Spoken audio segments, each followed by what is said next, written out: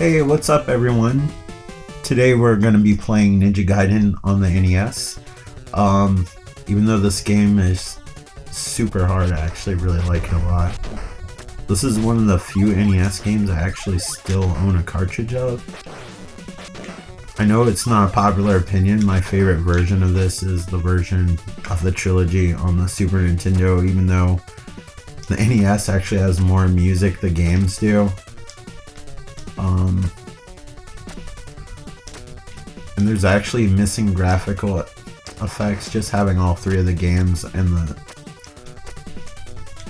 believe it was a password system on the game. Anyway, you could save the game, but it's super rare now. This is a collection that should come out.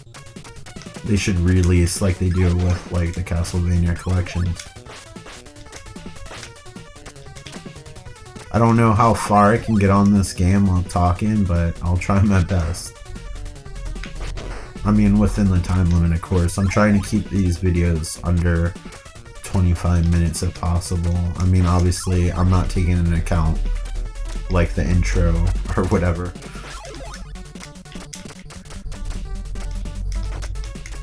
I probably did a video of this game before, but you know, I'm older now, possibly wiser. Maybe I'll have a different perspective. Also, I'm recording in a different way, and there's probably a lot of shit that I wanted to say then that maybe I'll say now. You never know. I always say this channel is more about the hanging out aspect than the game aspect. I just like games, they're easy to record. Maybe in the future. Can you hear me like being super aggressive with this controller? That's why you often see, like, if you ever watch me stream or whatever, like the touchpad accidentally be like activated on the PlayStation because I'm heavy-handed, and on the PlayStation 5, the DualSense controller, the buttons are a little bit closer together, and I accidentally hit them all the time. I need to work on not manhandling this controller too much. Like, I don't think this game gets super hard like until like the 3rd or 4th level. It's much like the way Castlevania is, to be honest. I will say I think this game is harder than Castlevania. I don't know about Castlevania 3. I can't beat that game. I at least beat Castlevania eventually in my 30s. I'll probably never do it again, and I kind of cheated and used save states, but it was save states in my gameplay.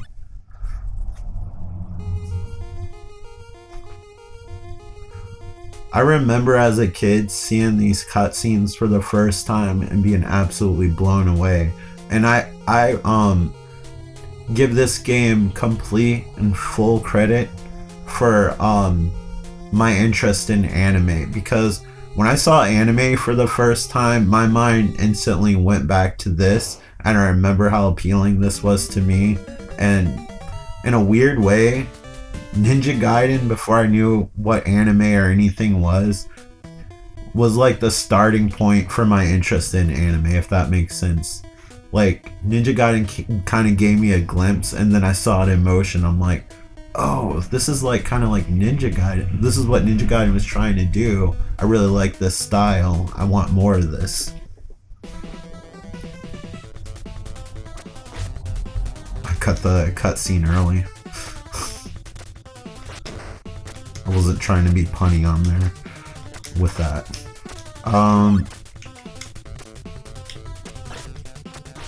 Trying to see it. So he slashes, he can't change mid-direction. I'm pretty familiar with this game, but not like Castlevania. I got this game in my mid-teens. They used to have, I think the PlayStation was actually out at this time. They had like a little like retro used game kiosk thing in the middle of the store. Like, they had a bunch of Nintendo games for like $10. Most of them are like crappy games. Well, I mean, I guess that's subjective, but to give you an example, like one of the most infamously like bad games, or games that people make videos about being bad on YouTube, was Dr. Jekyll and Mr. Hyde, and they had like 5 copies of that. And I remember always being tempted to like pick it up, not knowing anything about the game. But I'm glad I didn't. Cause like I thought the cover was kind of unique with the guy, like it was an actual guy in makeup. I think it wasn't like a painting. I don't think. I think it was an actual photograph.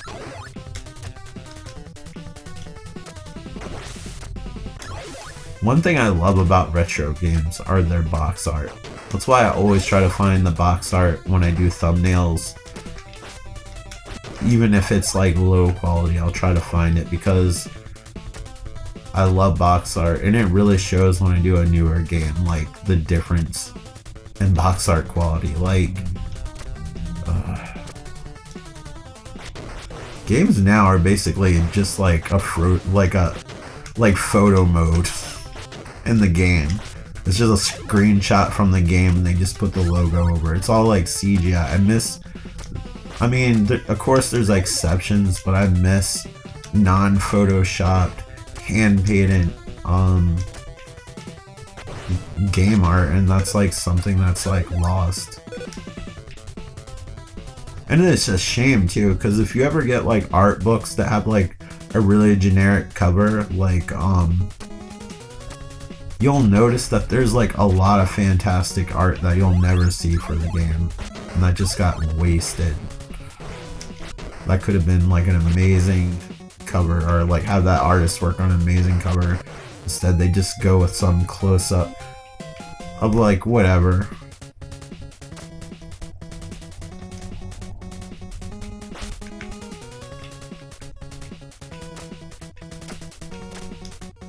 One thing I always thought that was cool about LucasArts is sometimes they would actually hire like Drew Struzan. I'm trying to. Is it Struzan? The artist that used to do. He's retired now. Of like popular movie posters, especially like Star Wars, Indiana Jones. Although he hasn't done the last few Star Wars movies because he's retired, and oh god. I believe you have unlimited continues in this game, so that's nice. One of the worst things, I guess, in this game is taking your time and have everything just respawn. The game's memory is quite limited, and that's one of the things that makes this game really difficult, is that it doesn't keep track of what you kill after you pass that point, and if you go back, that enemy's gonna exist again. I'm not trying to do this little jump thing. We're just gonna go down.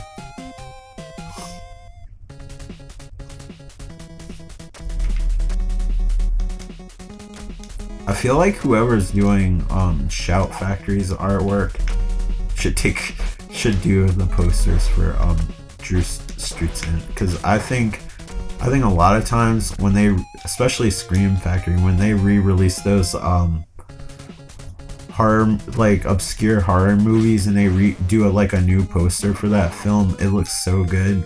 In my opinion, a majority of the time I'll use the new artwork over the old artwork, and I'll just put like because usually it comes with like piece of like a cardboard cover, and that'll have the newer artwork on it, and then the slip cover or the piece of paper that goes inside the disc is reversible. So I just put the normal art on display, like when you take the cardboard slip cover off, so you get a taste of both worlds. But a lot of times Shout Factory's custom artwork, in my opinion, is better. Like, I love the artwork they did for that huge Friday the 13th set. I hope they do it with the Nightmare on Elm Street. I will say though, Nightmare on Elm Street already has amazing artwork for their posters. I don't know if I would change the artwork. They'd have to come up with something really amazing. The artwork for the Friday the 13th films are kind of generic, if you ask me. It's usually just a hockey mask, or like that. Well, the first poster was kind of stylized, and the second one copied it with like the silhouette, and then you see Camp Crystal Lake through the silhouette. That was kind of cool.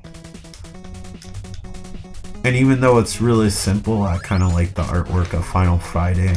where it's the hockey mask with a knife in it and a pool of blood. Oh, I got flame power. What am I thinking?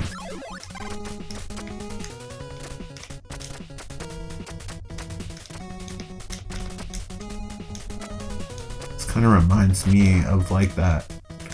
Was it like an island? I think it was Enter the Dragon was like that Bruce Lee movie with like John Saxon. Also, Deep Cut, Nancy's dad on Nightmare on Elm Street. There's like an island where like the best of the best fighters are at or something. It's been a while. But it was like a Bruce Lee movie. This reminds me of that movie. This level does. And not the platforming. Obviously they perform much better than I did in this game. This shit used to be a cakewalk. I'd start to struggle around, I'd say the third level, like when you're like in the wilderness and the actual true plot of the story is starting to be revealed to you. We're kinda at the what's going on phase.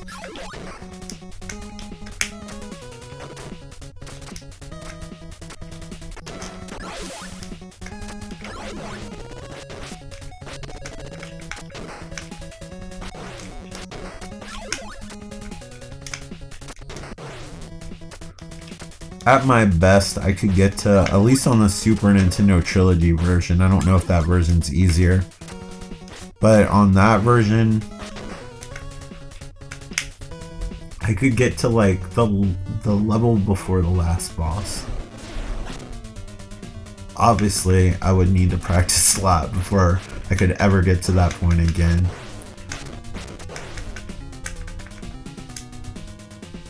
I'll have to look to see if I recorded this video before. It doesn't really matter, but I'm wondering what I said in that video. Oof, I doubt I said the same thing, so.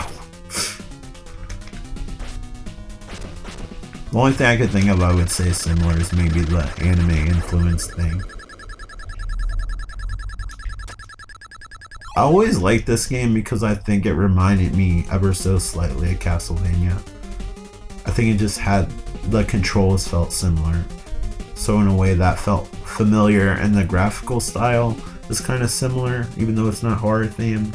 It has that detail, and the music is pretty on point. I'm not going to go as far to say it's a Konami game, but techno was pretty good.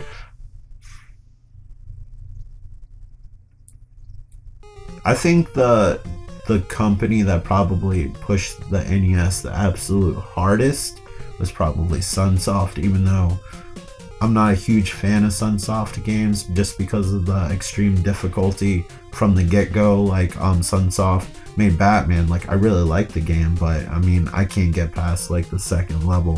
When I was a kid, I don't know how far I could get now if I tried, but probably not much farther or far at all. Maybe not as far as that. But like one thing about Tecmo games is like the graphical style on Batman Return of the Joker, like to me almost looks like 16-bit, like it should be on the Turbo Graphics. It's crazy that they got that quality out of the NES. But after the third level, when you get to that snow level and there's like all these platforming levels, and there's like these, I don't know what they are, but there's these enemies that like, I think they're in cloaks or something. They look like women in cloaks. Birds and bats, the nemesis of my, like why is wildlife in games so dangerous in all these older games? They're like more dangerous than like the human enemies. It's just like that guy with a katana, no problem, but man, fuck those eagles.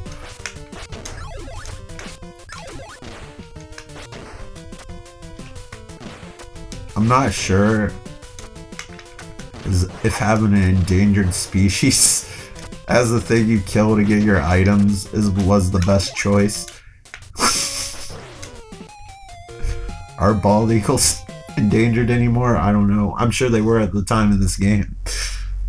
I'm gonna stop there because you're probably not gonna see much more progress beyond that at this point. But I think it got a little bit harder beyond this. I was thinking the third level, but it's like when you're in the jungle, Maybe that's part of that level. It's been a minute.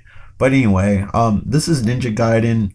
It's still a fun game, but just set yourself up for disappointment with your skill level when you go into it so you don't get frustrated that fast. Just go into it knowing that it's going to be difficult. And I think if you have that attitude and just enjoy the ride, you can get a lot of enjoyment out of this game even if you can't get very far or finish it. Trust me. Actually, don't. Make up your own mind. You're an adult. Anyway, thank you so much for watching. I hope you're all doing well. Thank you. Bye. Take care. If you want to, like, comment, and subscribe. Thanks for watching.